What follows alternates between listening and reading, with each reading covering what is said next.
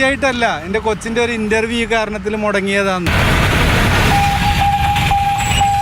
ചിലപ്പോൾ പെട്ടെന്ന് എത്തേണ്ട രോഗികളൊക്കെ വളരെ പ്രയാസപ്പെടുന്നുണ്ട്. അത്രയും സമയം ഞങ്ങൾക്ക് വേസ്റ്റായി പോവുകയാണ്.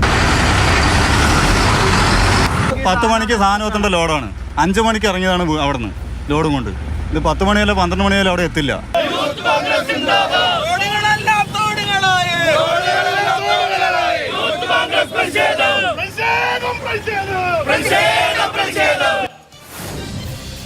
ഇഴഞ്ഞും കിതച്ചും പൊളിഞ്ഞു വീണും മരണക്കെണി ഒരുക്കിയും ദേശീയപാത നിർമ്മാണം തുടരുകയാണ്. നടുറോഡിൽ നടുവൊടിയുകയാണ് മനുഷ്യൻ.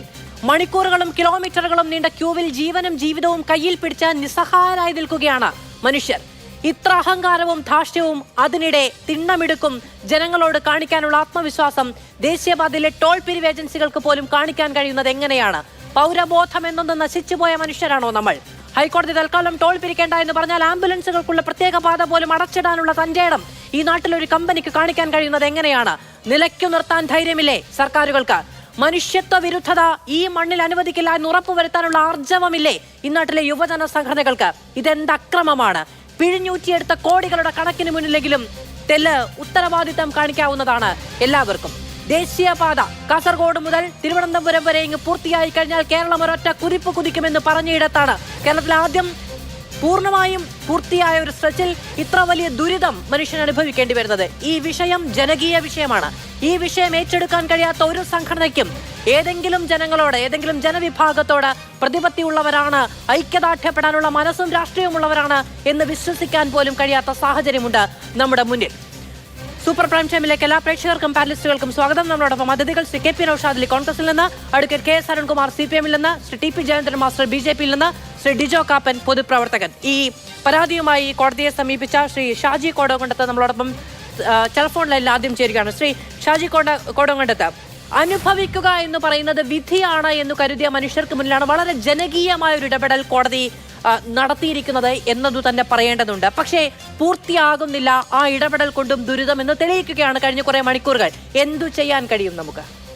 അല്ല, ഇതില് കേരള ഹൈക്കോടതി ഇവർക്ക് 2 മാസക്കാലം സമയം കൊടുത്തു. പല തവണ ഹൈക്കോടതി വാണിംഗ് കൊടുത്തു. ഇത് എത്രയും പെട്ടെന്ന് ഇതൊരു തീരുമാനം ഉണ്ടാക്കണം, ഗതാഗത യോഗ്യമാക്കുമെന്ന് പറഞ്ഞു. തൃശൂർ ജില്ലാ കളക്ടർ നിരവധി മീറ്റിംഗ് വിളിച്ചു. അദ്ദേഹം 1 ദിവസം ടോൾ അടച്ചിടാൻ പറഞ്ഞു. എന്നിട്ട് അവസാനം ഗതി കെട്ടിട്ടാണ് കോടതി പറഞ്ഞത് 4 ആഴ്ചക്ക് അടച്ചിടണമെന്ന് പറഞ്ഞത്. അത് അടച്ചിടുമ്പോ കോടതി പറഞ്ഞു, നിങ്ങൾ 4 ആഴ്ചക്കുള്ളിൽ ഈ റോഡ് ഗതാഗത യോഗ്യമാക്കണം, ഗതാഗത കുരുക്ക് ഒഴിവാക്കണം എന്ന് പറഞ്ഞു. ഇവർ അതിനുള്ള കാര്യമല്ല ചെയ്തത്. അതിന് പകരം ഇവർ ചെയ്തത് എന്താ? ആ സിഗ്നലുകള്, കുഞ്ഞനമ്പാറ അടക്കമുള്ള അപകട മേഖലയിലെ സിഗ്നലുകൾ ഓഫ് ചെയ്തു, ആംബുലൻസ് സർവീസ് നിർത്തി, അതുപോലെ തന്നെ കേടായ വണ്ടികൾ കൊണ്ടുപോകാനുള്ള സംവിധാനം നിർത്തി. അവർ ധാർഷ്ട്യവും അഹങ്കാരവുമാണ് കാണിക്കുന്നത്. ഞാൻ എന്റെ ചരിത്രത്തിൽ പഠിച്ചിട്ടുണ്ട്, ഈസ്റ്റ് ഇന്ത്യ കമ്പനിയാണ് ഇതിനേക്കാളും മോശമായി ഭാരതത്തിൽ ഉണ്ടായിരുന്ന ഒരു കമ്പനി, ഈസ്റ്റ് ഇന്ത്യ കമ്പനി. അതിനേക്കാളും മോശമായിട്ടാണ് ഈ കമ്പനി, ഈ ടോൾ പിരിവ് കമ്പനിയും ദേശീയപാത അതോറിറ്റിയും മനുഷ്യനോട് ചെയ്യുന്നത്. ഇത് മനുഷ്യനോട് ചെയ്ത ക്രൂരത നിസ്സാരമല്ല. 4 വെഹിക്കുലർ അണ്ടർ പാസേജുകളുടെ പണി തുടങ്ങുമ്പോൾ ഒരു മുന്നൊരുക്കം ചെയ്തിട്ടില്ല. ഈ വെഹിക്കുലർ അണ്ടർ പാസേജുകൾ പണി തുടങ്ങുമ്പോൾ ആൾക്കാർക്ക് അറിയാം ടണ്ണേജുകൾ കണക്കിനുള്ള വണ്ടികൾ സർവീസ് റോഡിലൂടെ പോകുന്നു എന്ന് അവർക്ക് ബോധ്യമുണ്ട്. അങ്ങനെ സർവീസ് റോഡ് മെക്കാറും ചെയ്തിട്ടില്ല. അത് ബിറ്റുമിൻ കോൺക്രീറ്റ് ചെയ്യാത്ത സർവീസ് റോഡിലൂടെ ഈ ടണ്ണേജ് കൂടുതലുള്ള വണ്ടികൾ പോകുമ്പോൾ അത് പൊളിയുമെന്നും ഈ മഴക്കാലത്തെ അതിജീവിക്കാൻ കഴിയില്ലെന്നും ദേശീയപാത അതോറിറ്റിക്ക് അറിയാം, കരാർ കമ്പനിക്കാർക്ക് അറിയാം. എന്നിട്ട് പോലും ഈ വെഹിക്കുലർ അണ്ടർ പാസേജുകൾ ഒറ്റ ടൈം എല്ലാം കൂടി പൊളിച്ചിട്ടിട്ട് ഈ സർവീസ് റോഡുകളിലൂടെ വണ്ടി കടത്തി വിട്ടപ്പോൾ അത് ദുരിതമായി. ആ സർവീസ് റോഡ് മുഴുവൻ കുണ്ടും കുഴിയുമായി. ഒരു സർവീസ് ഈ മറ്റേ പാലിയക്കര മുതൽ ഈ ചാലക്കുടിയിലെ വരെയുള്ള ദൂരം 27 കിലോമീറ്റർ, ചെറങ്ങര വരെയുള്ള ദൂരം, അതിൽ 20 കിലോമീറ്ററും ബ്ലോക്കാണ്. ഒരു അണ്ടർ പാസേജിന്റെ അവിടെ 5 കിലോമീറ്റർ ദൂരം ബ്ലോക്കാണ്. ഇന്നും 5 മണിക്കൂറാണ് ഇന്ന് ബ്ലോക്ക് വന്നത്. ഇന്ന് ജനങ്ങളോട് സുപ്രീം കോടതി അടക്കം ഇവരോട് പറഞ്ഞു, ജഡ്ജിമാർ അവരുടെ വ്യക്തിപരമായ ഇത് പറഞ്ഞു. എസ്കോർട്ടും പൈലറ്റും ഉണ്ടായിട്ട് ചീഫ് ജസ്റ്റിസിന് ഗതാഗത കുരുക്കിൽ പെടേണ്ടി വന്ന കഥ അദ്ദേഹം പറഞ്ഞു. സുപ്രീം കോടതി ചോദിച്ചു ഇവരോട്, നിങ്ങൾ എന്തിനാണ് അപ്പീലും പോയി വന്നത്? നിങ്ങൾ ഈ റോഡല്ലേ നന്നാക്കണ്ടേ? അപ്പീൽ പോകുന്ന സമയത്ത് എന്തെങ്കിലും ഒന്ന് ചെയ്തുകൂടെ എന്ന് രാജ്യത്തെ പരമോന്നത കോടതി പോലും ചോദിച്ചിട്ട് അതിനും ന്യായം പറയാൻ ആ സമയത്ത് സോളിസിറ്റർ ജനറൽ ഒരുങ്ങുന്നുണ്ടായിരുന്നു. വളരെയധികം നന്ദി ശ്രീ ഷാജി കൊണ്ടത് ഈ പരാതിയും അത് സംബന്ധിച്ച് അതിന് പിന്നാലെയുള്ള വിവരങ്ങളും ഞങ്ങളോട് പങ്കുവച്ചതിന്. അഡ്വക്കേറ്റ് കെ എസ് അരുൺകുമാർ, ഇത് ഈ വിഷയം സുപ്രീം കോടതിക്ക് മുന്നിൽ ഒന്നുമല്ല എന്ന് പറയാൻ പോകുകയാണ് അപ്പീലുമായി പോയ നാഷണൽ ഹൈവേ അതോറിറ്റി അവിടെ ചെയ്തത്. അങ്ങനെയൊന്നുമല്ല കാര്യങ്ങൾ എന്ന് പറയാൻ ശ്രമിക്കുന്ന സമയത്ത് കോടതി പറയുകയാണ്, ജഡ്ജി പറയുകയാണ്, ഞാനിത് അനുഭവിച്ചിട്ടുണ്ട്, എനിക്ക് പൈലറ്റ് ഉണ്ട്, എനിക്ക് സകല സംവിധാനവുമുണ്ട്, എനിക്ക് കടന്നു പോകാനുള്ള മാർഗം ഒരുക്കാൻ ആളുകളുണ്ട്, പക്ഷേ ഞാനിത് അനുഭവിക്കേണ്ടി വന്നു. അവിടെ ഉണ്ടായിരുന്ന ഈ ബെഞ്ചിൽ തന്നെ ഉണ്ടായിരുന്ന കെ വിനോദ് ചന്ദ്രൻ ജഡ്ജി അദ്ദേഹവും പറയുകയാണ് അങ്ങനെയല്ല കാര്യങ്ങൾ എന്നുള്ളത്. അപ്പോൾ നാഷണൽ ഹൈവേ അതോറിറ്റിക്ക് ഇവിടെ എന്തോ ഒരു പച്ചപ്പരവതാനി വിരിച്ചിട്ടിരിക്കുകയാണ് നമ്മുടെ മുന്നിൽ ജനങ്ങൾക്ക് എന്ന് ബോധിപ്പിക്കേണ്ടതായ ഒരു ആവശ്യമുണ്ട്. കമ്മിറ്റ്മെന്റ് ആരോടാണ് ഇവർക്ക്? ഏറ്റവും ഗുരുതരമായിട്ടുള്ള കൃത്യവിലോപമാണ് നാഷണൽ ഹൈവേ അതോറിറ്റിയുടെ ഭാഗത്തു നിന്നുണ്ടായിരിക്കുന്നത്. ഇപ്പോൾ തൃശ്ശൂർ മണ്ണുത്തി റോഡ് ആകെ കൺസ്ട്രക്ഷൻ കോസ്റ്റ് 372 കോടി രൂപയാണ്. നിലവിലെ നിയമപ്രകാരം 742 കോടി രൂപ വരെ, ഇരട്ടി വരെ അവർക്ക് കളക്ട് ചെയ്തെടുക്കാം. എന്നാൽ ഇപ്പോൾ ഫാസ്ടാഗ് വന്നതിന് ശേഷം അവർ 1500 കോടി രൂപ കളക്ട് ചെയ്തെടുത്തു എന്നതാണ് നാഷണൽ ഹൈവേ അതോറിറ്റി തന്നെ ബഹുമാനപ്പെട്ട കേരള ഹൈക്കോടതിയുടെ ഡിവിഷൻ ബെഞ്ച് മുമ്പാകെ സമർപ്പിച്ച സത്യവാങ്മൂലത്തിൽ വ്യക്തമാക്കിയിരിക്കുന്നത്. അതായത് അവർക്ക് കൺസ്ട്രക്ഷൻ കോസ്റ്റിന് വന്നതിൻ്റെ 5 ഇരട്ടി ഇപ്പോൾ പിടിച്ചു കഴിഞ്ഞു. ഫാസ്ടാഗ് വരുന്നതിന് മുമ്പ് പിരിച്ച അവർ തന്നെ റിസീപ്റ്റ് അടിച്ചു കൊടുക്കുന്ന പിരിവിൻ്റെ കണക്കില്ല. കൃത്യമായി ഹൈക്കോടതിയിലെ വാദമധ്യേ ഉണ്ടായ പരാമർശം ഒരു 3000 കോടി രൂപയിൽ അധികം അവർ ഓൾറെഡി പിരിച്ചെടുത്തിരിക്കുന്നു. ഫാസ്ടാഗ് വരുന്നതിന് മുമ്പും അതിനുശേഷവും. വന്നതിന് ശേഷം കൃത്യമായിട്ടുള്ള കണക്കുണ്ട്. ആ കണക്കിൽ തന്നെയാണ് എബവ് 1500 കോടി രൂപ വന്നിരിക്കുന്നത്.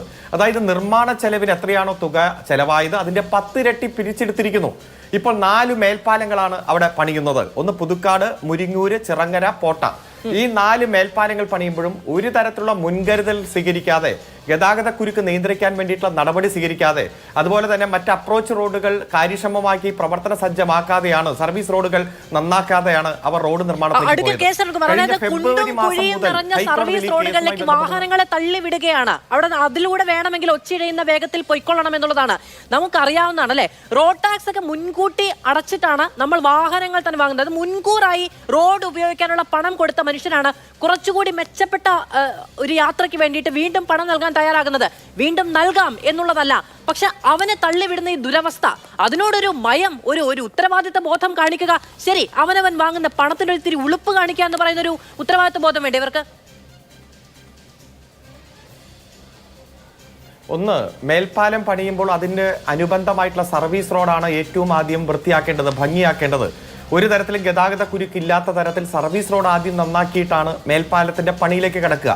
പിന്നെ അടുത്തടുത്ത് മേൽപ്പാലം പണിയുമ്പോൾ എല്ലാം ഒരുമിച്ചല്ല നിർമ്മാണം ആരംഭിക്കുക. ഇപ്പൊ ഞാൻ സൂചിപ്പിച്ച 4 നിർമ്മാണ പ്രവർത്തനങ്ങളും തൊട്ടടുത്ത് തന്നെയാണ്, വളരെ ചെറിയ കിലോമീറ്റർ ഗ്യാപ്പിൽ തന്നെയാണ്. അതിന്റെ ഭാഗമായിട്ടുണ്ടാകുന്ന ഭീമമായിട്ടുള്ള ഗതാഗത കുരുക്കുണ്ട്. ഇപ്പൊ തൃശ്ശൂരിൽ നിന്ന് എറണാകുളത്തേക്ക് പോന്നാൽ 8-10 മണിക്കൂർ എത്തിയാൽ പോലും ഇങ്ങ് എത്താൻ കഴിയാത്ത വലിയ ഗുരുതരമായിട്ടുള്ള പ്രശ്നമുണ്ട്. ഇതിൽ ഏറ്റവും ഗുരുതരമായിട്ടുള്ള സാഹചര്യം ഫെബ്രുവരി മാസം മുതൽ ഹൈക്കോടതിയിൽ ഈ കേസ് ആരംഭിച്ചു. അപ്രോച്ച് റോഡ് നന്നാക്കാനും സർവീസ് റോഡ് നന്നാക്കാനും കോടതി തന്നെ സഫീഷ്യന്റ് ആയിട്ടുള്ള ടൈം കൊടുത്തു. അവസാനം അഫിഡവിറ്റ് ഫയൽ ചെയ്യണം, നിങ്ങൾ എന്ത് നിർമ്മാണ പ്രവൃത്തിയാണ് നടത്തിയത് എന്ന രൂപത്തിൽ അഫിഡവിറ്റ് ഫയൽ ചെയ്യാൻ പലതവണ കോടതി ആവശ്യപ്പെട്ടു.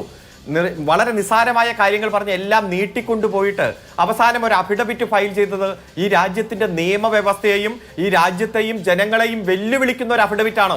ഞങ്ങൾ ഈ റോഡ് ക്ലോസ് ചെയ്യും, ഞങ്ങൾ ഈ സർവീസ് റോഡ് അടച്ചിടും, ഞങ്ങൾ ഈ നിർമ്മാണ പ്രവർത്തനം ഉപേക്ഷിക്കും എന്ന രൂപത്തിൽ ആ അഫിഡവിറ്റിന്റെ വാചകങ്ങൾ എടുത്ത് വായിച്ചു നോക്കിയാൽ നമുക്ക് കാണാൻ കഴിയും. അത്തരത്തിൽ ധിക്കാരപരമായിട്ടുള്ള സമീപനം ബഹുമാനപ്പെട്ട കേരള ഹൈക്കോടതിയിൽ ഫയൽ ചെയ്ത അഫിഡവിറ്റിലടക്കം ഉൾപ്പെട്ടപ്പോഴാണ് 4 ആഴ്ചത്തേക്ക് ടോൾ പിരിവ് സ്റ്റേ ചെയ്യുന്ന തരത്തിൽ കോടതി ഇടപെട്ടത്. നേരെ സുപ്രീം കോടതി പോയി. സുപ്രീം കോടതി ചെല്ലുമ്പോഴും പറഞ്ഞത് കൃത്യമായി സുപ്രീം കോടതി തന്നെ ചോദിച്ച പരാമർശങ്ങളാണ് ഇവിടെ സൂചിപ്പിച്ചത്. ഇവിടെ ഈ ഗുരുവായൂർ ഇൻഫ്രാസ്ട്രക്ചർ എന്ന് പറയുന്ന കമ്പനി നിയമവ്യവസ്ഥയെ വെല്ലുവിളിക്കുകയാണ്. തങ്ങൾ ഏറ്റെടുത്ത ഉത്തരവാദിത്വം ഒരു 10 ഇരട്ടിയോളം ടോൾ പിരിച്ചെടുത്തു കഴിഞ്ഞതിന് ശേഷം ഇത്തരത്തിലുള്ള അഹങ്കാരം കാണിക്കുന്നതും ആരെങ്കിലും പ്രതിഷേധിച്ചാൽ അവരെ കായികപരമായിട്ട് മർദ്ദിക്കുന്നതും നമ്മൾക്കറിയാം. ഒരുപാട് അനിഷ്ട സംഭവങ്ങൾ അടുത്ത കാലത്തുണ്ടായി. അത്തരത്തിലുള്ള ധിക്കാരപരമായിട്ടുള്ള സമീപനങ്ങളുമായിട്ടാണ് മുന്നോട്ട് പോകുന്നത്. നിർമ്മാണ പ്രവർത്തി, പരിപാലനം, ടോൾ കളക്ഷൻ എല്ലാം ദേശീയപാതയിൽ ഈ BOT വ്യവസ്ഥയിൽ ഈ വർക്ക് ഏറ്റെടുത്ത കമ്പനിക്ക് തന്നെയാണ്. അതുകൊണ്ട് മറ്റെല്ലാ നിയമപരമായിട്ടുള്ള സംവിധാനങ്ങൾക്കും പല പരിമിതികളുണ്ട്. ഇപ്പോൾ കോടതി തന്നെ ഇടപെട്ട് സുപ്രീം കോടതിയിൽ തന്നെ പെൻഡിംഗ് ആണ്. അതിശക്തമായിട്ടുള്ള പ്രതിഷേധമാണ് ഉണ്ടായത്. ഇതിൽ പല ഘട്ടത്തിലും ഈ കേരളത്തിന്റെ ഗവൺമെന്റും ചീഫ് സെക്രട്ടറിയും മന്ത്രിയും എല്ലാം ഇതിന്റെ നിർമ്മാണം ത്വരിതഗതിയിലാക്കാൻ വേണ്ടിയിട്ടുള്ള മീറ്റിംഗ് വിളിക്കുകയും നിർദ്ദേശങ്ങൾ കൊടുക്കുകയും നേതൃത്വപരമായിട്ട് ഇടപെടുകയും എല്ലാം ചെയ്തു. പക്ഷേ വളരെ ധിക്കാരപരമായിട്ടുള്ള സമീപനവുമായിട്ട് ഈ കമ്പനി മുന്നോട്ട് പോവുകയാണ്. ഹൈക്കോടതിയിൽ പോയി ഞങ്ങൾ അത് ചെയ്യും ഇത് ചെയ്യും എന്ന് ഭീഷണിപ്പെടുത്തുന്ന ഒരു കമ്പനിക്ക് അവിടെ നിന്ന് ഈ തൽക്കാലം നിങ്ങൾ ടോൾ പിരിക്കേണ്ട എന്ന് കോടതി പറയുന്നു. അതുമായി സുപ്രീം കോടതിയിൽ പോകുമ്പോൾ അവിടുന്ന് NHA കേൾക്കേണ്ടി വരുന്നത് യഥാർത്ഥത്തിൽ തെല്ലഭിമാനമുള്ളവരാണ് എങ്കിൽ കൃത്യമായി അത് പിൻപറ്റേണ്ടുന്ന തരത്തിലുള്ള നിർദ്ദേശങ്ങളാണ്. നിങ്ങൾ എന്തെങ്കിലും ഒന്ന് ചെയ്യൂ, നിങ്ങൾ ഇവിടെ വന്ന് അപ്പീലുമായി വരാതെ എന്ന് അതും സോളിസിറ്റർ ജനറലോട് തുഷാർ മേത്തയെ പോലെ ഒരു അത്രയും സീനിയറായ അഭിഭാഷകനോട് കോടതി നേരിട്ട് പറയുന്ന സാഹചര്യം ഉണ്ടായിട്ട് എന്താണോ ഹൈക്കോടതിയിൽ പോയി പറഞ്ഞത് അപ്പടി നിറവേറ്റുകയാണ്. ടോൾ പിരിവിന് സമാന്തരമായിട്ടുള്ള മുഴുവൻ സർവീസുകളും റദ്ദു ചെയ്തു വെക്കാനുള്ള ആത്മവിശ്വാസം, തന്റെ ഇടം എങ്ങനെയാണ് ഒരു ഏജൻസിക്ക് കിട്ടുന്നത്? മാധു ചൂണ്ടിക്കാണിച്ച ഒട്ടുമിക്ക വിഷയങ്ങളും വസ്തുതാപരമായി ശരിയാണ്, അതിശക്തമായി വിയോജിക്കേണ്ടതാണ്, അതിനോടൊപ്പം നിൽക്കേണ്ടതാണ് എന്ന കാര്യത്തിൽ ഒരു തർക്കവും മാധു എനിക്കില്ല. നോക്കൂ, കേരളത്തിലെ ദേശീയപാത വികസനം സത്യത്തിൽ ഒരുപാട് വൈകിട്ടാണ് നമ്മൾ ഈ വിഷയത്തിൽ ചർച്ചയ്ക്ക് തന്നെ മുതിരുന്നത്. എൻ്റെ ഓർമ്മ ശരിയാണെങ്കിൽ 2004 ദേശീയപാത അതോറിറ്റിയുടെ ആദ്യ ഓഫീസ് പാലക്കാട് തുടക്കം കുറിക്കുന്നത്. 2006 കേരളത്തിൽ ആധുനിക രീതിയിലുള്ള BOT അടിസ്ഥാനത്തിലുള്ള ദേശീയപാത വികസനത്തിനെതിരായുള്ള ശക്തമായ പ്രക്ഷോഭം ആരംഭിക്കുന്നത്. നമ്മൾ ചോദിച്ചു വന്ന് കേരളത്തിലെ ഇന്ന് മാധു ആവേശം കൊള്ളുന്ന ഇതേ പേരിലുള്ള ഒരു വാർത്താപത്രം മുഖലേഖനം എഴുതി, ആർക്കാണിത്ര ധൃതി, എന്തിനാണ് നമ്മൾ ഇത്ര ധൃതി കാണിക്കുന്നത്? അതേ പത്രം 2018 ഒരുപാട് കാലം നഷ്ടപ്പെട്ടു പോയതിനെക്കുറിച്ച് നമ്മൾ വേവലാതിപ്പെട്ടു. നാം ഇതുവരെ ചർച്ച ചെയ്യുന്നത് ആ സമയത്ത് നമ്മൾ ആവശ്യമില്ലാതെ ചർച്ചകളിലേക്ക് പോയി മാധു. ഞാൻ വിഷയത്തൊന്നും വഴിതെറ്റുകയല്ല. 120 മീറ്റർ വേണോ, 90 മീറ്റർ വേണോ, 60 മീറ്റർ മതിയോ, 45 വേണോ, അവസാനം നമ്മൾ 30 എത്തി. അന്ന് എൻ്റെ ഓർമ്മ, അന്നത്തെ BJP അല്ല കേന്ദ്രം ഭരിക്കുന്നത്, അന്നത്തെ പ്രധാനമന്ത്രി മലയാളികളോട് ചോദിച്ചു, ലോകത്താരെങ്കിലും ഈ തരത്തിലുള്ള ഒരു വികസന വിരുദ്ധത കാണിക്കുമോ? വരുന്ന നൂറ്റാണ്ടിലേക്കുള്ള ഒരു മികച്ച രാഷ്ട്രീയക്കാരൻ അടുത്ത തെരഞ്ഞെടുപ്പിനെ കാണുമെങ്കിൽ, ഒരു മികച്ച ഭരണാധികാരി അടുത്ത നൂറ്റാണ്ടിനെ കാണുമെങ്കിൽ, അടുത്ത തലമുറയെ കാണുമെങ്കിൽ, ഒരു മികച്ച ദാർശനികൻ വരാൻ പോകുന്ന ഭാവി കാലത്തെക്കുറിച്ചാണ് ചിന്തിക്കേണ്ടത്. സത്യത്തിൽ നമ്മൾ ചിന്തിക്കാൻ അല്പം വൈകിപ്പോയോ? കേരളത്തിൻ്റെ റോഡുകളിൽ ഉണ്ടാകുന്ന ജനപ്പെരുപ്പം, വാഹനങ്ങളുടെ ആധിക്യം, ഏതാണ്ട് 2% റോഡുകൾ ഉള്ള ദേശീയപാതയിൽ 70% വാഹനങ്ങളും കൂടുന്നു. ഇത് കേവലം എനിക്ക് തോന്നുന്നില്ല ദേശീയപാതയുടെ മാത്രം വിഷമമാണ് എന്ന് എനിക്ക് സാഹചര്യം തീർത്തും വിഭിന്നമായിരുന്നു. ആ വിഭിന്നമായതിന് പേരിൽ കേന്ദ്രവും സംസ്ഥാനവും എങ്ങനെയാണ് പിന്നീട് സമവായത്തിലേക്ക് എത്തിയത്, അതിന്റെ ചെലവടക്കമുള്ള കാര്യങ്ങളിൽ എന്നൊക്കെ അങ്ങേക്ക് അറിയാവുന്നതാണ്. അന്ന് ജനങ്ങൾക്ക് പര്യാപ്തമായ തരത്തിലുള്ള ഒരു വിഹിതം കിട്ടുന്നുണ്ടായിരുന്നില്ല എന്ന പരാതികളുണ്ടായിരുന്നു. അങ്ങനെ പലതും ഉണ്ടായിരുന്നു. ഇപ്പൊ വികസന പദ്ധതികളുമായി ബന്ധപ്പെട്ട് BJP പലതരത്തിലുള്ള നിലപാടുകൾ എടുക്കാറില്ലേ? മാധ്യമ സ്ഥാപനങ്ങൾ അങ്ങനെയല്ല നിലപാടെടുക്കേണ്ടത് എന്നത് ശരിയാണ്. അതായത് അങ്ങ് പറഞ്ഞ രീതിയിൽ അല്ല എന്നുള്ളത്. പക്ഷെ ജനങ്ങളുടെ പ്രശ്നം ഉയർത്തിപ്പിടിക്കേണ്ടതുണ്ട്. അവനവന് കിടപ്പാടം പോയിട്ട് അതിന് പൊന്നും വില എന്ന് പറഞ്ഞു കൊടുക്കുന്ന നക്കാപ്പിച്ച കൊടുത്തിട്ടല്ല ജനങ്ങൾ അവിടെ നിന്ന് ഒഴിഞ്ഞു പോകേണ്ടത് എന്ന ബോധ്യത്തിൽ നിന്നുണ്ടാകുന്ന പല കാലങ്ങളിലെ നിലപാടുകളാണ് അതുമായി ബന്ധപ്പെട്ടുള്ളത്. മെച്ചപ്പെട്ട അവസരം കിട്ടുമ്പോൾ, മെച്ചപ്പെട്ട പണം കിട്ടുന്ന സമയത്ത് ജനങ്ങൾ തന്നെ അത് വളരെ ആവേശത്തോടെ അല്ലെങ്കിൽ ആ ഉത്തരവാദിത്ത ബോധത്തോടെ വിട്ടുകൊടുക്കുന്ന സാഹചര്യം ഉണ്ടായിട്ടുണ്ട്. ഇതൊക്കെ ശരി, ഇതൊന്നുമല്ല ഇവിടുത്തെ പ്രശ്നം. ഇവിടുത്തെ പ്രശ്നം നേരത്തെ അഡ്വക്കേറ്റ് KS അരുൺകുമാർ ചൂണ്ടിക്കാണിക്കുകയാണ്. 4 മേൽപ്പാലം പണിയണം, 4 ഒരുമിച്ച് 10 പേരിൽ നിന്ന് പണിയുന്നു, അതിനാവശ്യമായിട്ടുള്ള മെഷീനറീസ് അവിടെ ഇല്ല, എന്നിട്ട് അവിടെ എല്ലാം നിന്ന് ഉരുട്ടുകയാണ് വാഹനം. ഈ രീതിക്കാണോ ഈ കാലഘട്ടത്തിൽ പണി പുരോഗമിക്കേണ്ടത്? മാധു, ഒരു സംസ്ഥാനത്തിൻ്റെ, ഒരു പ്രദേശത്തിൻ്റെ വികസനം അവിടുത്തെ ഗ്രാമപഞ്ചായത്ത് പ്രതിനിധികൾ മുതൽ MLA, MP, ട്രായ് അല്ലെങ്കിൽ NHAI, PWD ഇവരുടെ കൂട്ടുത്തരവാദിത്തമാണ്. സ്വാഭാവികമായിട്ടും ഞാൻ ചൂണ്ടിക്കാണിച്ച വിഷയം ഇത് തന്നെയായിരുന്നു മാധു. വരുന്ന ഭാവിയിലുള്ള വികസനത്തെ കണ്ടുകൊണ്ട് DPR തയ്യാറാക്കുന്ന ഇടപെടലിൽ നമ്മുടെ വേണ്ടപ്പെട്ടവർക്ക് തെറ്റുപറ്റിയോ? വരുന്ന നാളുകളിൽ ഉണ്ടാകുന്ന വികസനത്തെക്കുറിച്ചും വാഹനപ്പെരുപ്പത്തെയും കണക്കൂട്ട് നമുക്ക് തെറ്റിയോ? അണ്ടർപാസുകളുടെയും മേൽപ്പാലങ്ങളുടെയും ആവശ്യകതയെക്കുറിച്ച് വിലയിരുത്തുന്നതിൽ നമുക്ക് തെറ്റുപറ്റിയോ? ദേശീയപാതയിൽ ഉണ്ടാകുന്ന വലിയ തള്ളിച്ചയെക്കുറിച്ച് കണക്ക് കൂട്ടുകയും ബദൽ പാതകളും മറുഭൂമി തന്നെ പറഞ്ഞു തൊട്ട് മുമ്പായിട്ട് ഇതിൻ്റെ അനിവാര്യമായ ഘട്ടങ്ങളിൽ ആവശ്യമായ ബദൽ പാതകൾ ഉപയോഗിക്കുന്നതിനുള്ള ബന്ധപ്പെട്ട ആസൂത്രണം നൽകുന്ന നമുക്ക് പരാജയം സംഭവിച്ചു പോകും. മാത്രവുമല്ല, ഈ ഏജൻസികളുടെ പുറകിലുള്ളത് ആരൊക്കെയാണ്?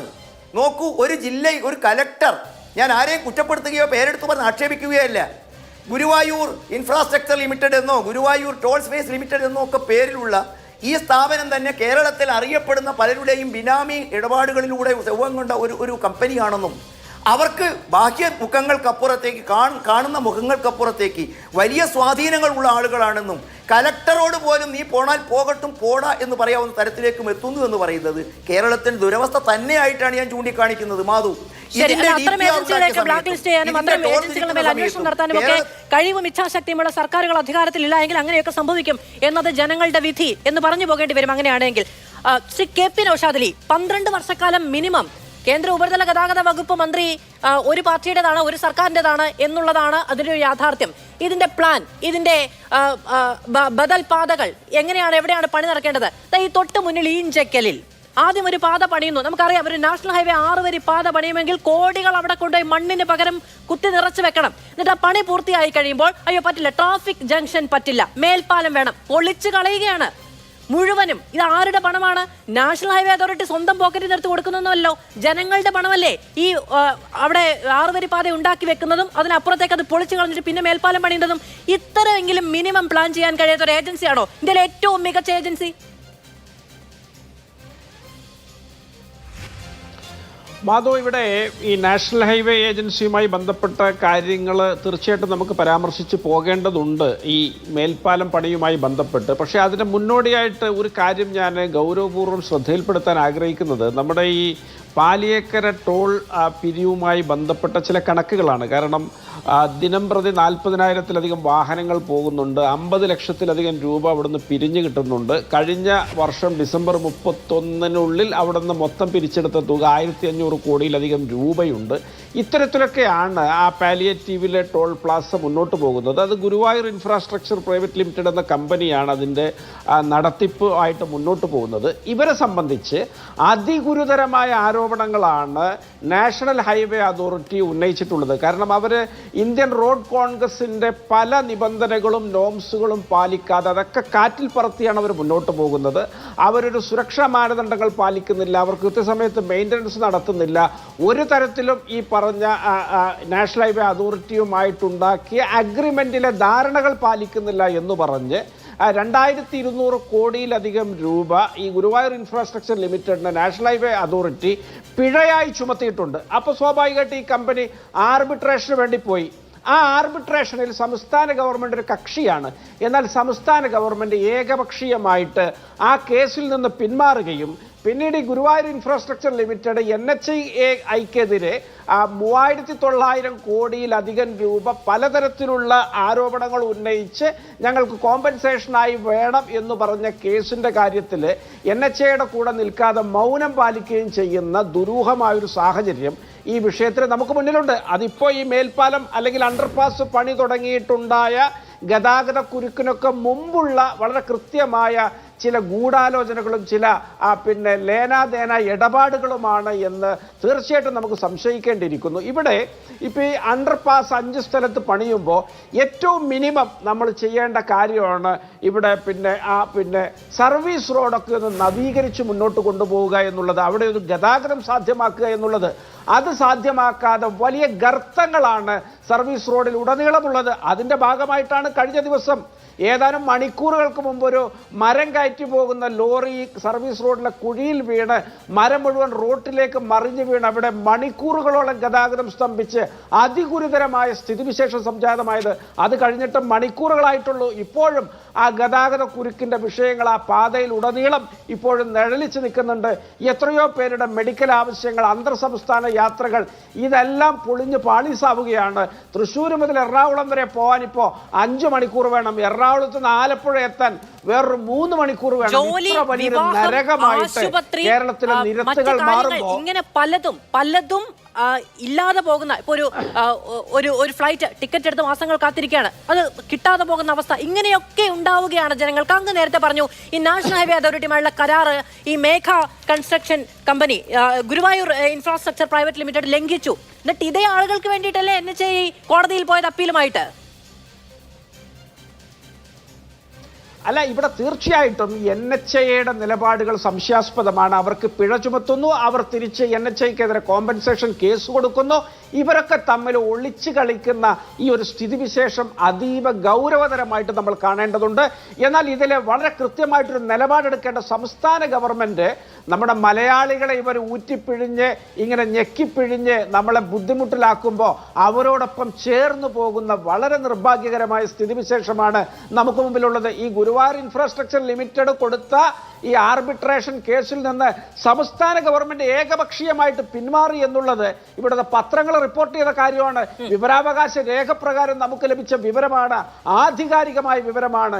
എന്ത് ചേതോവികാരമാണ് ഈ സംസ്ഥാന സർക്കാരിനെ നയിക്കുന്നത് എന്ന് ചോദിക്കാൻ ഞാൻ ആഗ്രഹിക്കുകയാണ്. ഏതായാലും NHAIക്കൊക്കെ ഏതായാലും സാധാരണക്കാരുടെ കാര്യങ്ങളോട് യാതൊരു തരത്തിലുള്ള പ്രതിപത്തിയും ഇല്ലാത്ത ആളുകളാണ് എന്ന് വളരെ കൃത്യമായിട്ട് നമുക്കറിയാം. അതൊക്കെ കോർപ്പറേറ്റ് കമ്പനികൾ ഫെബ്രുവരി മുതൽ 2024 ഡിസംബർ 31 വരെ ശ്രീ ഡിജോ കാപ്പൻ 2011 ഫെബ്രുവരി മുതൽ 2024 ഡിസംബർ 31 വരെ 1500 കോടി എവിടെ നിന്ന്? കേരളത്തിലെ ഒരു മധ്യവർഗത്തിൽ നിന്ന് പിരിച്ചെടുത്ത പണത്തിന്റെ കണക്കാണിത്. നേരത്തെ അഡ്വക്കേറ്റ് അരുൺകുമാർ ശരിയാവണ്ണം സൂചിപ്പിച്ചതുപോലെ അത് ഫാസ്ടാഗ് വന്നതിന് ശേഷം പിരിച്ചെടുത്ത കണക്ക് മാത്രമാണ് കൃത്യമായിട്ടുള്ളത്.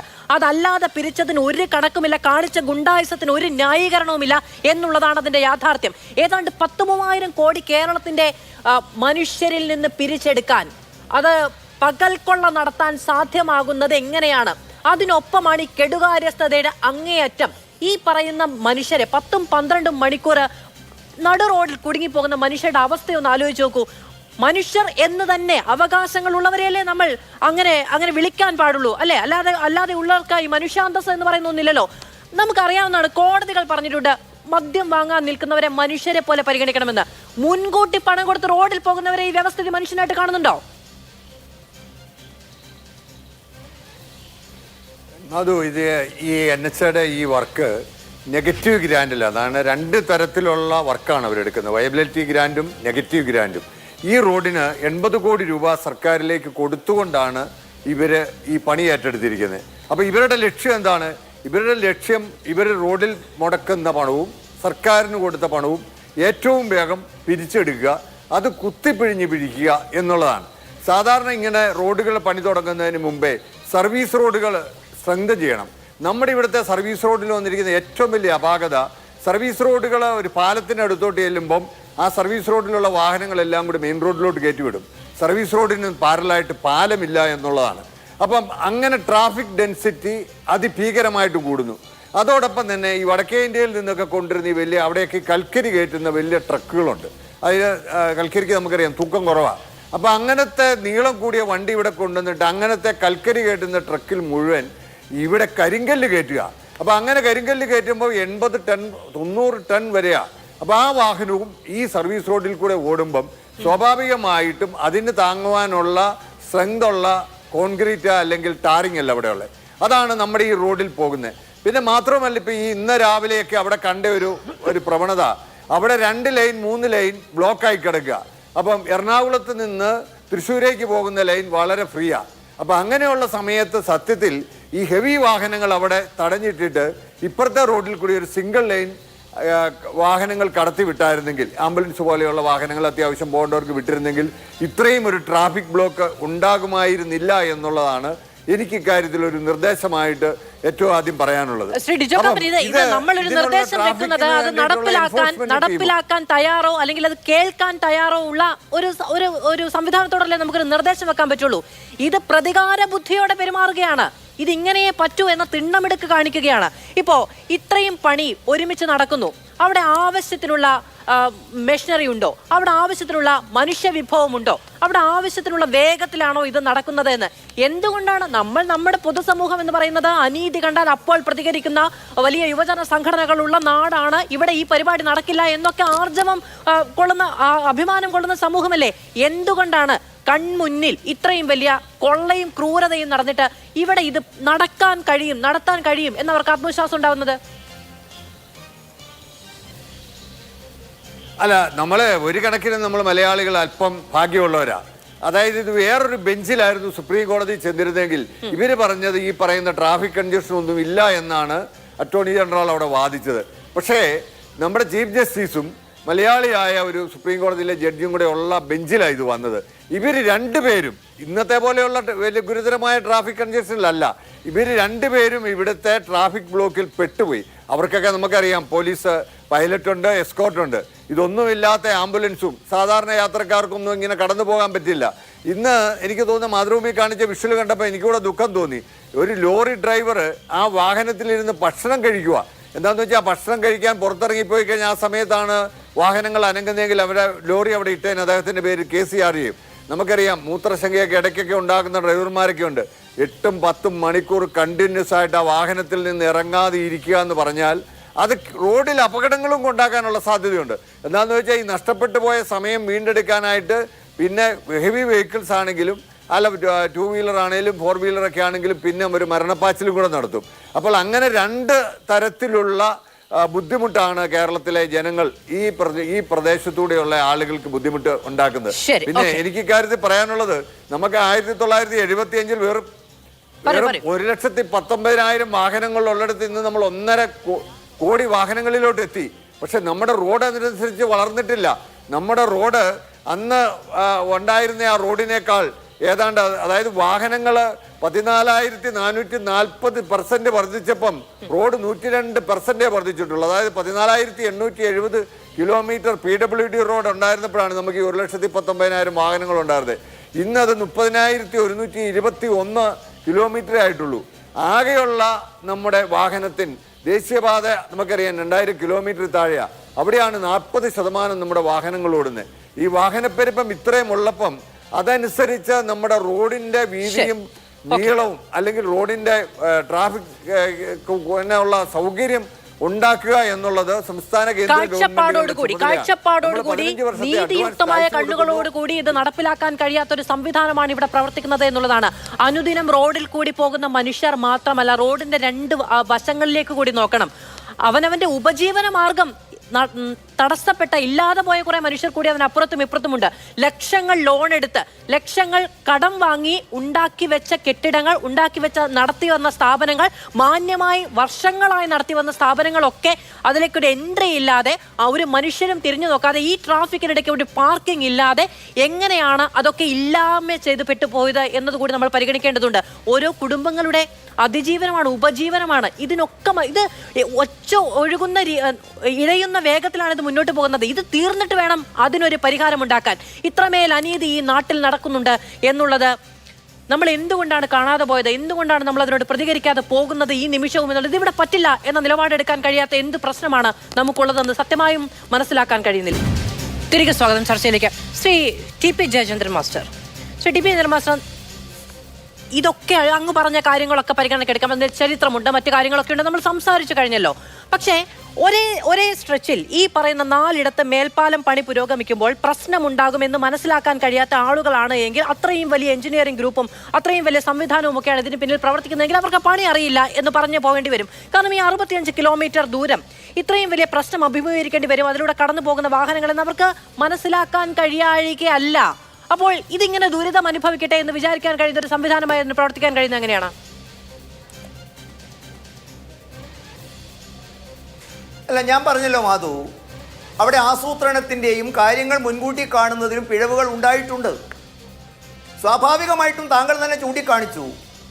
എന്തുകൊണ്ടാണ് ഈ കേരളം പോലുള്ള എല്ലാത്തിനും പ്രതികരിക്കുന്ന മനുഷ്യ വിഭവങ്ങളുള്ള, മനുഷ്യ സംഘടനാശേഷിയുള്ള ഒരു സംസ്ഥാനത്ത് ഇത്ര ഗുരുതരമായ ക്രമസമാധാന വിഷയങ്ങൾ ഉണ്ടായിട്ട് പോലും കേരളത്തിലെ ക്രമസമാധാന പാലകന്മാരും എത്തി നോക്കാത്തത് എന്തുകൊണ്ടാണ്? നോക്കൂ, 2011 തന്നെ അവർക്ക് പതിച്ചു കിട്ടിയിരിക്കുന്ന ഈ അവകാശ അധികാരങ്ങൾ ഭാവിയിൽ കേരളത്തിലെ ബഹുജനങ്ങളെ ഊറ്റിക്കൊണ്ടു പോകുന്നതിന് പര്യാപ്തമായിരുന്നുവോ? അല്ല, ശ്രീ TP ജയചന്ദ്രൻ മാസ്റ്റർ, അത് ശരി, അങ്ങ് ആദ്യ ഊഴത്തിൽ അത് പറഞ്ഞു. അല്ല, ഈ NHAയ്ക്ക് അറിയാമല്ലോ അല്ലേ ഈ പണി മര്യാദക്കല്ല നടക്കുന്നത് എന്ന്, ഇത് സമയബന്ധിതമായി പൂർത്തിയാകുന്നില്ല എന്ന്, ഇത് കൃത്യമായിട്ടല്ല നടപ്പിലാക്കുന്നത്, ഇത് ശാസ്ത്രീയമായിട്ടല്ല മുന്നോട്ട് പോകുന്നത്, ഇവിടെ പ്രശ്നങ്ങളുണ്ട് എന്നത് കണ്ടറിയാൻ വേണ്ടിയിട്ടാണല്ലോ ഇങ്ങനെ ഒരു അതോറിറ്റി ഉള്ളത്. അവിടെ എന്തുകൊണ്ടാണ് ഇടപെടൽ ഉണ്ടാവാത്തത് അങ്ങനെയാണെങ്കിൽ? അല്ല മാധു, ഇത് ഒരുപക്ഷെ താങ്കളുടെ എന്താ പറയുക ജീവിത പരിധിക്കുള്ളത് ആയതുകൊണ്ടായിരിക്കാം നിങ്ങൾക്ക് ഇത്രയും വേദന ഉണ്ടാകുന്നത്. ഞാൻ ഇന്നലെ കാസർഗോഡ് നിന്നും എൻ്റെ നാട്ടിലേക്ക് വരുമ്പോൾ സമാനമായ അനുഭവമാണ് എനിക്ക് തലശ്ശേരിക്കും മാഹിക്കും ഇടയിൽ ഉണ്ടായത്. നിർത്തിയിട്ടിരിക്കുന്ന ലോറിക്ക് പുറകിൽ ഞാൻ കാത്തിരുന്ന് കുറേ കഴിയുമ്പോഴാണ് എനിക്ക് മനസ്സിലാകുന്നത് എൻ്റെ ലൈൻ മാത്രം നീങ്ങുന്നില്ല. കാരണം എന്താണ്? അവിടെയുള്ള നിങ്ങൾ ഈ പറഞ്ഞ 8-10 ചക്രമുള്ള ലോറിക്കാരൻ അവൻ്റെ ഗിയർ ഇത് താങ്ങുന്നതിന് വേണ്ടിയിട്ട് അതിന് തേയ്മാനം സംഭവിക്കുന്നതിന് വേണ്ടി അവൻ നിർത്തിയിട്ടു. നമ്മളെ ഇത് ബോധവൽക്കരിക്കുന്നതിനോ നിയന്ത്രിക്കുന്നതിനോ അവിടെ ഈ തരത്തിലുള്ള ഉദ്യോഗസ്ഥന്മാരോ ബന്ധപ്പെട്ടവരോ ഉണ്ടാകുന്നില്ല. ഇത്തരത്തിൽ അനീതി പ്രവർത്തിക്കുമ്പോൾ അവരെ ചൂണ്ടിക്കാണിക്കാനോ അവരെ തിരുത്താനോ കഴിയുന്ന രൂപത്തിലേക്കുള്ള ഏജൻസികളാവുന്നില്ല. അവർക്ക് കിട്ടുന്ന സ്വാധീനവും അവർക്കുണ്ടാകുന്ന പ്രേരണയും നാം തന്നെ പറഞ്ഞു. ഗുരുവായൂർ ഇൻഫ്രാസ്ട്രക്ചർ ലിമിറ്റഡ് എന്ന പേരിലുള്ള ഇതിൻ്റെ സ്രോതസ് ആധികാരികമായിട്ട് എനിക്ക് വേദിയിൽ പറയാൻ എൻ്റെ കയ്യിൽ എവിഡൻസ് ഇല്ലാത്തത് കൊണ്ടും അല്ലെങ്കിൽ ലിക്വിഡ് എവിഡൻസ് ഇല്ലാത്തത് കൊണ്ടും ഞാനത് ആരോപിക്കുന്നില്ല എന്ന് മാത്രം. അല്ലെ, ഞാനൊരു കാര്യം ചോദിച്ചോട്ടെ, അല്ലെ അങ്ങനെ ഗുണ്ടായിസം കാണിക്കുകയും അങ്ങനെ തോന്നിവാസം കാണിക്കുകയും അങ്ങനെ ബിനാമിയായി പ്രവർത്തിക്കുകയും ചെയ്യുന്ന ഒരു ഏജൻസിയാണ് ഗുരുവായൂർ ഇൻഫ്രാസ്ട്രക്ചർ പ്രൈവറ്റ് ലിമിറ്റഡ് എന്ന് അങ്ങേക്ക് തോന്നുന്നുണ്ടെങ്കിൽ അത് ആദ്യം തിരിച്ചറിയുകയും അന്വേഷിക്കുകയും നടപടിയെടുക്കുകയും വേണ്ടത് NHA ആണല്ലോ. അങ്ങ് എന്താണ് ആ വാക്ക്, ആ സ്ഥാപനത്തെ കുറിച്ച് മാത്രം ഇണ്ടാത്തത്? അങ്ങേക്ക് മുൻകൂറുള്ള മുഴുവൻ സംസ്ഥാന സർക്കാരുകളെ കുറിച്ച് പറയാൻ അറിയാം, അങ്ങേക്ക് ഗുരുവായൂർ ഇൻഫ്രാസ്ട്രക്ചർ പ്രൈവറ്റ് ലിമിറ്റഡിനെ കുറിച്ച് പറയാം, അങ്ങേക്ക് NHA കുറിച്ച് ഒരു പരാതിയുമില്ലേ? മാധു പരാതിയുണ്ട്, ഞാൻ ഇല്ലെന്ന് പറഞ്ഞില്ലല്ലോ. തൃശ്ശൂരിലെ BJP ഘടകം NHA ഘടകം ഈ ട്രോളിനെതിരെയും സമരം ചെയ്തിട്ടുണ്ട്. മാത്രമാണോ? മാധുവിന് ഓർമ്മയുണ്ടോ? പിന്നെ PC ജോർജ് അദ്ദേഹം MLA ആയിരുന്നു അപ്പോൾ എന്ന് എനിക്കറിയില്ല, അതിന് ശേഷമാണോ എന്ന് എനിക്കറിയില്ല. ഞാൻ മനസ്സിലാക്കിയിടത്തോളം 20 വാഹനങ്ങളിലധികം ക്യൂവിലുണ്ടെങ്കിൽ ആ ടോൾ പ്ലാസയിൽ നിന്നും അവരുടെ നികുതി ഈടാക്കാതെ അവരെ തുറന്നു വിടണം എന്നുള്ള നിയമം കൃത്യമായിട്ട് എഴുതി ചേർത്തിട്ടുണ്ട്. ഓർക്കുന്നുണ്ടോ മാധു? അന്ന് ആ മനുഷ്യൻ ആ ടോൾ പ്ലാസയിൽ ചെന്ന് അവരുടെ ഡിവൈഡർ തട്ടി എറിഞ്ഞപ്പോൾ കേരളത്തിലെ ക്രമസമാധാനം പാലിക്കുന്നവർ ആരോടൊപ്പമായിരുന്നു നിന്നത് എന്ന് നമുക്കറിയാമല്ലോ. ഞാൻ ഉൾപ്പെടെയുള്ള ആളുകൾ പലപ്പോഴും പോയപ്പോൾ നമ്മളിത് അനുഭവിക്കേണ്ടി വന്നിട്ടുണ്ട്. അപ്പോൾ നമ്മൾ അന്വേഷിക്കേണ്ടത് നിങ്ങൾ പറയുന്ന കേവലം NHA മാത്രമല്ല, NHAയുടെ കുറ്റങ്ങളെക്കുറിച്ചും NHAയുടെ പോരായ്മയെക്കുറിച്ചും ശക്തമായ പ്രതിഷേധം ഉയർത്തുന്നൊരു വ്യക്തി തന്നെയാണ് ഞാൻ. സംഘടനാ തലത്തിലും അന്ന് ട്രോൾ വന്നപ്പോഴും ഇടക്കാലത്തുണ്ടായ പ്രവർത്തനങ്ങളും ശക്തമായ പ്രക്ഷോഭത്തിനും അവരൊപ്പം നിന്നിട്ടുണ്ട്. സ്വാഭാവികമായിട്ടും അതൊക്കെ തീർപ്പ് കൽപ്പിക്കുന്നതിനപ്പുറത്തേക്ക് ഇപ്പോഴും ഞാൻ മനസ്സിലാക്കുന്നത് ഈ വിഷയം കോടതിയുടെ പരിഗണന അടുത്ത തിങ്കളാഴ്ചത്തേക്ക് മാറ്റിവെച്ചിരിക്കുകയാണ്. അവരുടെ ഭാഗങ്ങൾ കൂടി കേൾക്കുന്നതിന് വേണ്ടിയിട്ട് ഞാൻ മാധുവിനോടൊപ്പം ചേർന്ന് തന്നെയാണ് പറയുന്നത്.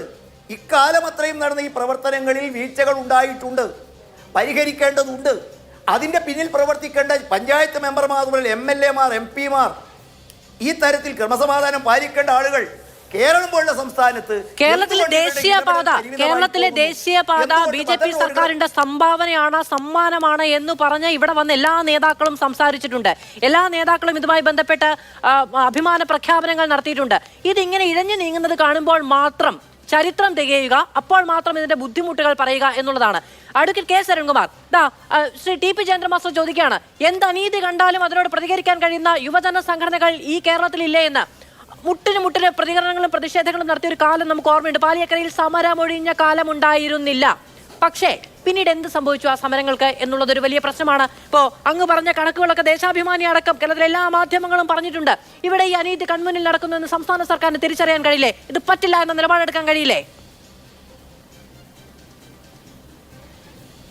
ഇവിടെ ബഹുമാനപ്പെട്ട BJPയുടെ പ്രതിനിധി ചോദിച്ചല്ലോ, തെറ്റുപറ്റിയോ, DPR ശരിയാണോ, ആസൂത്രണം ഉണ്ടായില്ലേ, കാര്യങ്ങൾ മുൻകൂട്ടി കാണാൻ കഴിഞ്ഞില്ലേ, ആർക്ക് എന്ന് മാത്രം അദ്ദേഹം പറയുന്നില്ല. നാഷണൽ ഹൈവേ അതോറിറ്റിക്കും കേന്ദ്ര ഗവൺമെന്റിനും തെറ്റുപറ്റിയോ, DPR മുൻകൂട്ടി കാണാൻ കഴിഞ്ഞില്ലേ, ആസൂത്രണം പിഴവുണ്ടായിട്ടില്ലേ, കാര്യങ്ങൾ മുൻകൂട്ടി കാണാൻ കഴിയാത്ത എന്തുകൊണ്ട് എന്ന് ചോദിക്കാൻ അദ്ദേഹം എന്താണ് മടി കാണിക്കുന്നത്? ഭൂമി ഏറ്റെടുത്ത് കൊടുത്താൽ പിന്നെ ഈ നിർമ്മാണ പ്രവർത്തനങ്ങൾ നടത്തേണ്ടതും മേൽനോട്ടം നടത്തേണ്ടതും ടോൾ പിരിക്കേണ്ടതും ആ ടോൾ പിരിവ് കഴിയുമ്പോൾ തിരിച്ചു കൊടുക്കേണ്ടതും എല്ലാം നാഷണൽ ഹൈവേ അതോറിറ്റിയാ. ഇതൊക്കെ മറച്ചു വെക്കുക. ഞാൻ ഒരു കാര്യം ചോദിക്കട്ടെ, ഈ സുപ്രീം കോടതിയിൽ വെച്ച് ഇന്ന് ജഡ്ജിമാർ ചോദിച്ചു, സോളിസിറ്റർ ജനറലോട് ചോദിച്ചു, നിങ്ങൾ വാദിക്കുന്നത് കേന്ദ്ര ഗവൺമെന്റിന് വേണ്ടിയിട്ടാണോ അതോ ഗുരുവായൂർ ഇൻഫ്രാസ്ട്രക്ചർ കമ്പനിക്ക് വേണ്ടിയിട്ടാണോ എന്ന് ചോദിച്ചു. കാരണം ഒരേ രൂപത്തിൽ വാദിക്കുകയാണ്. കാരണം ഈ ഇത്തരത്തിലുള്ള ഇത്രയും വലിയ ഗുരുതരമായിട്ടുള്ള പ്രശ്നം ചൂണ്ടിക്കാണിച്ചിട്ടും കമ്പനിക്ക് വേണ്ടിയും വാദിക്കുന്നു, കേന്ദ്ര ഗവൺമെന്റിന് വേണ്ടിയും വാദിക്കുന്നു. കഴിഞ്ഞ ഫെബ്രുവരി മാസം മുതൽ ജൂലൈ മാസം വരെ ഹൈക്കോടതിയിൽ ഈ കേസ് 5-6 മാസം പെൻഡിങ് നിൽക്കുമ്പോൾ ആ അപ്രോച്ച് റോഡ് നന്നാക്കുവാനും സർവീസ് റോഡ് വീതി കൂട്ടുവാനോ വീണ്ടും ടാർ ചെയ്യാനുള്ള നിരവധി അവസരങ്ങൾ ഉണ്ടായിരുന്നു. ഫെബ്രുവരി, മാർച്ച്, ഏപ്രിൽ മഴക്കാലമായിരുന്നില്ലല്ലോ, വേനൽക്കാലമായിരുന്നില്ലേ? അന്ന് ഈ നടപടി സ്വീകരിക്കാൻ എന്തായിരുന്നു ബുദ്ധിമുട്ട്? അഫിഡവിറ്റ് ഫയൽ ചെയ്യാൻ പറഞ്ഞ് ഒരു 4 മാസത്തേക്കാണ് ഈ ഗുരുവായൂർ ഇൻഫ്രാസ്ട്രക്ചർ കമ്പനി കേസ് മാറ്റിവെച്ചത്. ഇതിനിടയിൽ ചെയ്യാൻ വേണ്ടിയിട്ടാണ് കോടതിയും സമയം കൊടുക്കുക. എന്നിട്ട് കോടതിയിൽ പറയുകയാണ് അവർക്ക് നഷ്ടമുണ്ടായിട്ടുണ്ടെങ്കിൽ അത് ഞങ്ങൾ കൊടുക്കേണ്ടി വരും എന്ന്. അവർക്ക് ടോൾ പിരിക്കുന്ന ഏജൻസിക്ക് നഷ്ടമുണ്ടായിട്ടുണ്ടെങ്കിൽ അത് NHAയിൽ നിന്ന് ഈടാക്കേണ്ടി വരും, അവർ ഈടാക്കും, അത് വലിയ പ്രശ്നമുണ്ടാകുമെന്ന്. ഈ ജനം മുഴുവൻ നട്ടലും പണയം വെച്ച് അവിടെ നിൽക്കുന്നു. അവർക്ക് മനുഷ്യരുടേതായിട്ടുള്ള ഒരു അന്തസ്സോ അഭിമാനമോ കിട്ടുന്നില്ല, ഒരു സർവീസും കിട്ടുന്നില്ല. മുൻകൂർ പണം കൊടുത്താണ് വണ്ടി റോഡിൽ ഇറക്കുന്നത്. അവരുടെ ജീവൻ, അവരുടെ ആരോഗ്യ പ്രശ്നങ്ങൾ, അവരുടെ വിവാഹ പ്രശ്നങ്ങൾ, അവരുടെ ജോലി പ്രശ്നങ്ങൾ സകലതും അക്ഷരാർത്ഥത്തിൽ നടു റോഡിൽ നിൽക്കുകയാണ്. അതിനെക്കുറിച്ച് ബുദ്ധിമുട്ടില്ല, ഞങ്ങൾ നഷ്ടം കൊടുക്കേണ്ടി വരുമെന്ന്. ജനത്തിന്റെ നഷ്ടം ആര് സഹിക്കും? അത് കറക്റ്റാണ്. മാധു ശ്രദ്ധിച്ചില്ലേ, ഹൈക്കോടതിയിൽ എത്ര അഹങ്കാരമായിട്ടുള്ള പെരുമാറ്റമാണ് ഇവർ ചെയ്തത്. അഫിഡവിറ്റിൽ കോടതിയെയും നിയമവ്യവസ്ഥയും വെല്ലുവിളിക്കുക. ഞങ്ങൾ ഈ രാജ്യത്തിന്റെ ദേശീയപാത അടച്ചിടും, ഞങ്ങൾ സർവീസ് റോഡ് ക്ലോസ് ചെയ്യും, ഞങ്ങൾ എല്ലാ നിർമ്മാണ പ്രവർത്തനവും അടച്ചിടും എന്ന് ക്ലോസ് ചെയ്യും എന്ന് ധിക്കാരത്തോടെ പറഞ്ഞു. സുപ്രീം കോടതിയിലും അതേ ധിക്കാരമായി ഇവർ തുടർന്നേ. ഇവിടെ കേരളത്തിന്റെ PWD മിനിസ്റ്ററും ചീഫ് സെക്രട്ടറിയും അടക്കം അവലോകന യോഗത്തിന്റെ ഭാഗമായി ഇന്നത് ചെയ്യണമെന്ന് പറയുമ്പോൾ സുപ്രീം കോടതിയിലും ഹൈക്കോടതിയിലും ഇത്ര അഹങ്കാരം കാണിക്കുന്നവർ കേരളത്തിന്റെ മിനിസ്ട്രിയോട് സ്വീകരിച്ചു കൊണ്ടിരിക്കുന്ന നിലപാട് നമ്മുടെ മുന്നിലുണ്ട്. നിർഭാഗ്യവശാൽ ഈ UDFന്റെ പ്രതിനിധി ഇവിടെ ഉണ്ടല്ലോ, അവർ സമരം നടത്തുന്ന ഈ ചർച്ചയുടെ ഇടയിൽ കാണിക്കുന്നുണ്ട്. മുഖ്യമന്ത്രിയുടെ ചിത്രം വച്ചിരിക്കുന്നു, ആരോഗ്യമന്ത്രിയുടെ ചിത്രം വെച്ചിട്ട് വള്ളമുണ്ടാക്കി കളിക്കുന്നു, PWD മിനിസ്റ്ററുടെ ചിത്രം വെച്ച് വള്ളമുണ്ടാക്കി കളിക്കുന്നു. ഇവിടെ എന്താണ് കേന്ദ്രത്തിനെതിരെ സമരം ചെയ്യാത്തത്, ഒരു അഭിപ്രായം പറയാത്തത്? ബഹുമാനപ്പെട്ട BJP പ്രതിനിധി പറഞ്ഞില്ലേ, പഞ്ചായത്ത് മെമ്പർ എവിടെ, MLA എവിടെ? ചോദിക്കേണ്ട MP എവിടെ എന്നാണ്. എവിടെ ഈ ചാലക്കുടി, മുരിങ്ങൂര്, പേട്ട പ്രദേശം MP ആരാ? നിങ്ങളുടെ സുരേഷ് ഗോപി അല്ലേ MP? ആ MP എവിടെ? അതിനോട് ചോദിക്കുക. പഞ്ചായത്ത് മെമ്പർ എന്തുകൊണ്ട് പ്രതിഷേധിച്ചില്ല, MLA എന്തുകൊണ്ട് പ്രതിഷേധിച്ചില്ല? വിവേകപൂർവ്വം ചില യുവജന പ്രസ്ഥാനങ്ങൾ പ്രതികരിച്ചിട്ടുണ്ട്. കാരണം ഇത്രയും ബ്ലോക്കായ സ്ഥലത്തേക്ക് ഒരു പ്രകടനമായിട്ട് ചെന്നാൽ പിന്നെ ആ ബ്ലോക്ക് കൂടുതൽ മുറുകയുള്ളൂ. പക്ഷെ കൃത്യമായിട്ട് ഇടപെട്ടിട്ടുണ്ട്, പ്രസ്താവന കൊടുത്തിട്ടുണ്ട്, മറ്റു സ്ഥലങ്ങളിൽ പ്രതിഷേധിച്ചിട്ടുണ്ട്. ഇവിടെ കുരുക്കഴിക്കാൻ 10 മണിക്കൂറായിട്ട് നിൽക്കുന്നതിന്റെ ഇടയിൽ പ്രതിഷേധം. പോലീസും കാര്യക്ഷമമായിട്ട് പ്രവർത്തിച്ചിട്ടുണ്ട്, അത്തരത്തിൽ ട്രാഫിക് പോലീസ് പ്രവർത്തിച്ചിട്ടുണ്ട്. പക്ഷെ യഥാർത്ഥത്തിൽ കുറ്റം ചെയ്തവരെ സംരക്ഷിച്ച് വെള്ളപൂശി BJPയും കോൺഗ്രസും ഇവിടെ എല്ലാത്തിനും ഉത്തരവാദി കേരളത്തിന്റെ PWD വകുപ്പാണെന്ന് പറഞ്ഞ് റോട്ടിൽ വള്ളം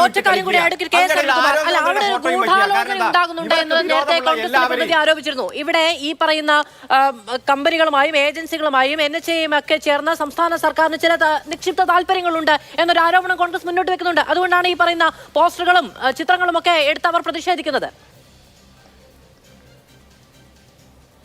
ഒരിക്കലുമല്ല. ഞാൻ പറയട്ടെ, ഇവിടെ തെറ്റിദ്ധരിപ്പിക്കുന്ന പ്രസ്താവനകൾ നടത്തി.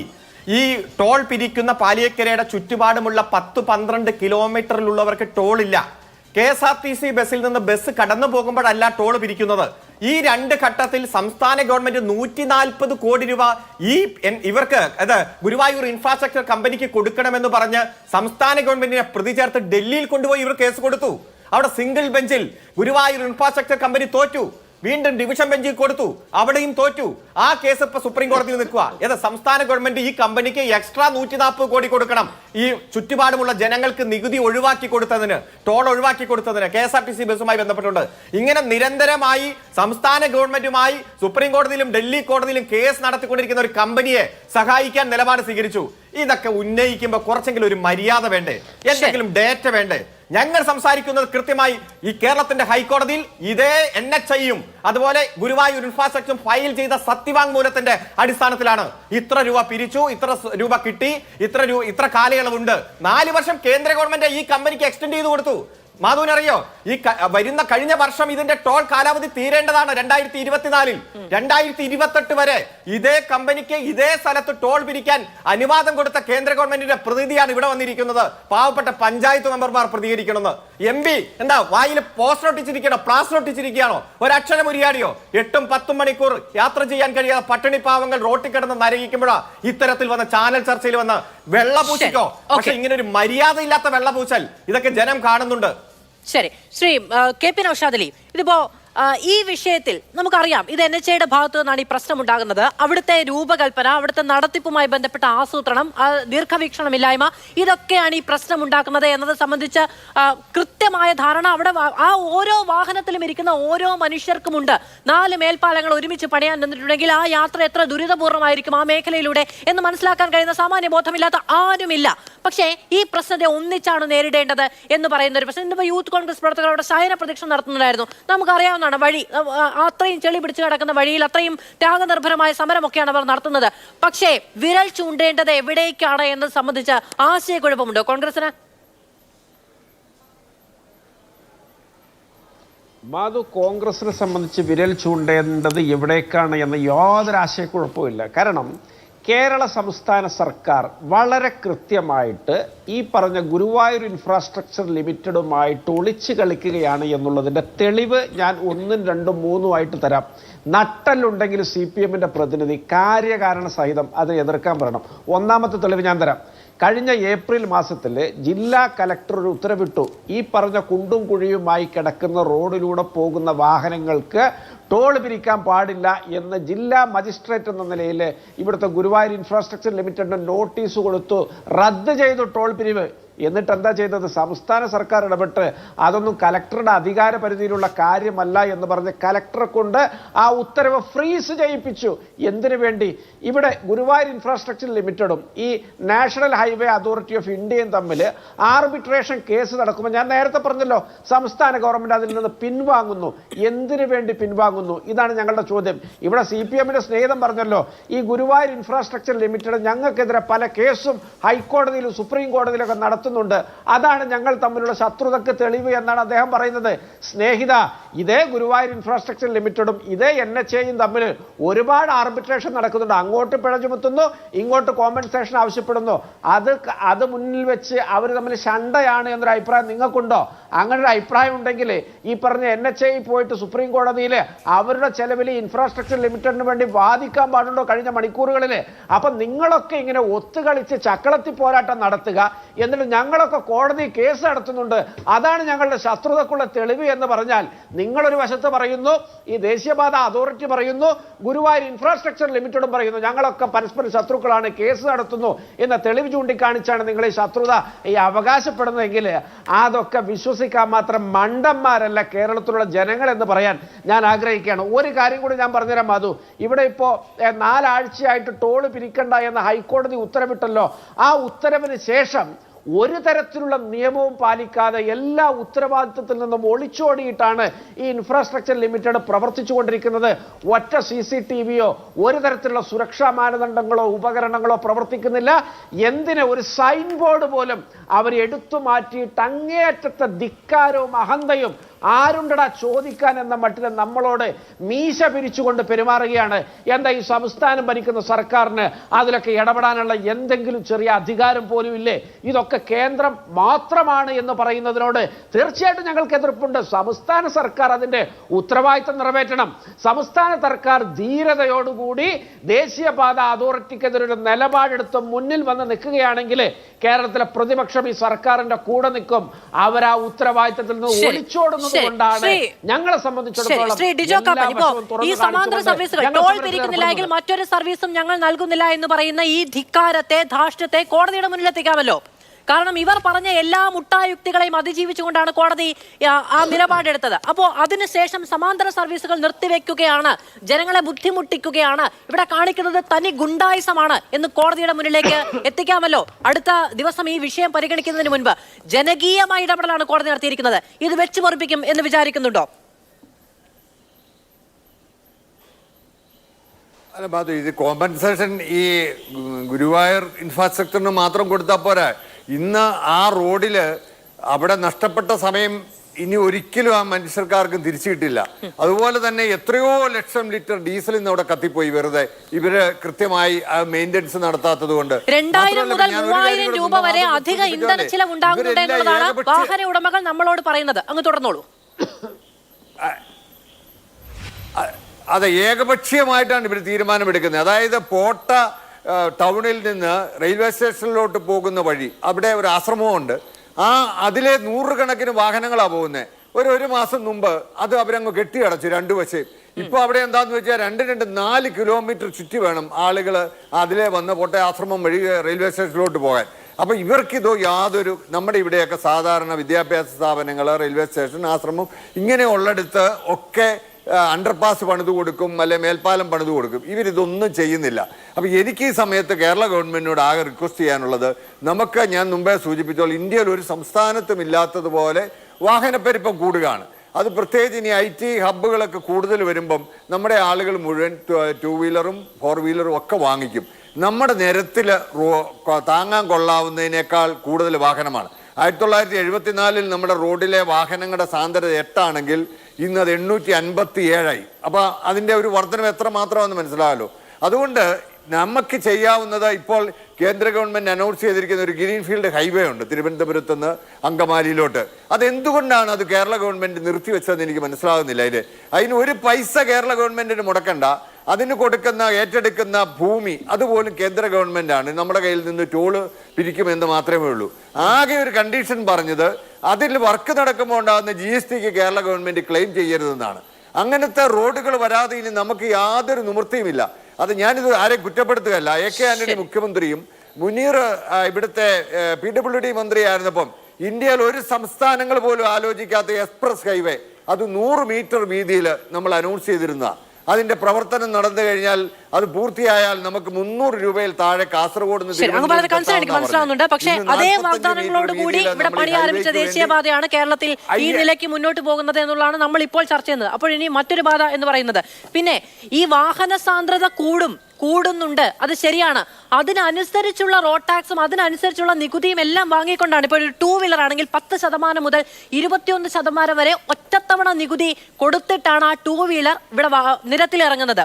4 വീലർ ആണെങ്കിൽ 13% മുതൽ 16% വരെ ഒരു വാഹനം മേടിക്കുമ്പോൾ അതിന്റെ വിലയ്ക്കനുസരിച്ച് ഇത്ര ശതമാനം പണം കൊടുക്കുന്ന ജനത്തെ നോക്കി കൊഞ്ഞനം കുത്തുന്നതിന് തുല്യമാണ് ഇന്ന് ഈ കാണുന്ന ദുരിതം.